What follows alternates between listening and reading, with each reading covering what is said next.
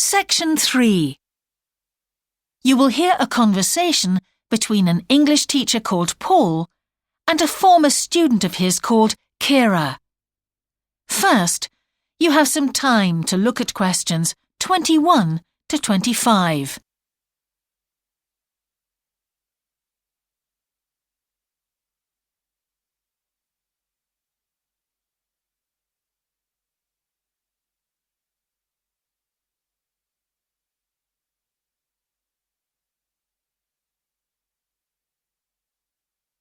Now listen carefully and answer questions 21 to 25. Hello, Kira. How are you? Fine, thanks, Paul. How are you? Well, thanks. It's good to see you. It must be 12 months since you did our course. That's right. It's nice to come back and say hello. What course did you enroll in? Actually, I went straight into third-year pharmacy. They credited me with 2 years, which probably made it more difficult for me. On the other hand, you were lucky to be granted credits. Is that why you chose the course?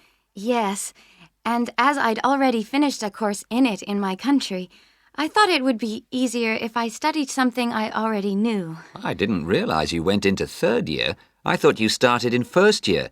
No wonder it was so hard. And what do you think is one of the big differences between studying at a university here and studying in your country? Well, I found it very difficult to write assignments because I wasn't familiar with that aspect of the system here. The main problem is that the lectures expect you to be critical. That made me feel really terrible. I thought, how can I possibly do it?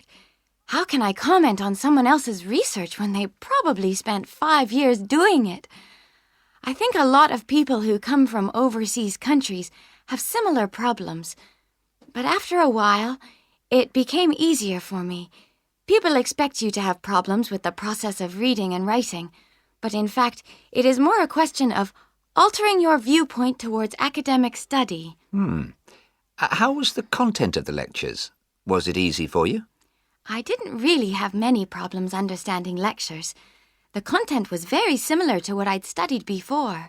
And what about the lecturers themselves? Are they essentially the same as lecturers in your country? Well, actually, no. Here they're much easier to approach. After every lecture, you can go and ask them something you didn't understand, or you can make an appointment and talk to them about anything in the course. Maybe you found them different because you're a more mature student now, whereas when you were studying in your country, you were younger and not so assertive. No, I don't think that's the difference. Most of the students here do it. In my faculty, they all seem to make appointments, usually to talk about something in the course that's worrying them, but sometimes just about something that might really interest them, something they might want to specialize in. The lecturers must set aside certain times every week when they're available for students. That's good to hear.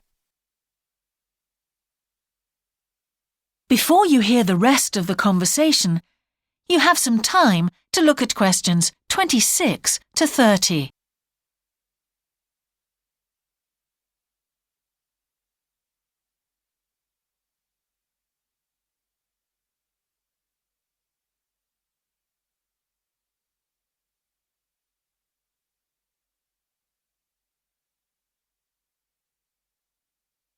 Now listen and answer questions 26 to 30.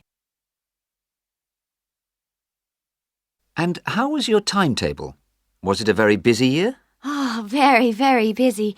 They make you work very hard. Apart from lectures, we had practical sessions in a lot of subjects. We did these in small groups. I had to go and work 4 hours every week in a community pharmacy. Actually, I enjoyed this very much, meeting new people all the time. Then in second semester, we had to get experience in hospital dispensaries.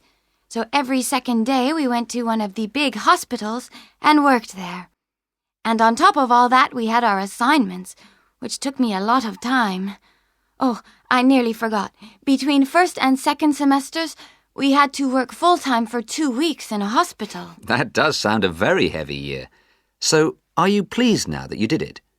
Do you feel some sense of achievement? Yeah, I do feel much more confident. which I suppose is the most important thing. And have you got any recommendations for people who are studying from overseas? Well, I suppose they need very good English.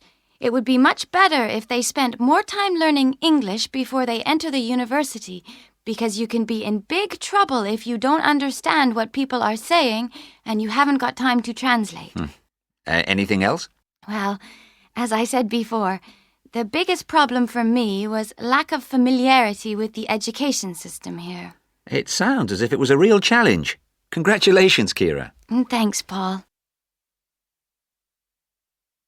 That is the end of section 3. You now have half a minute to check your answers.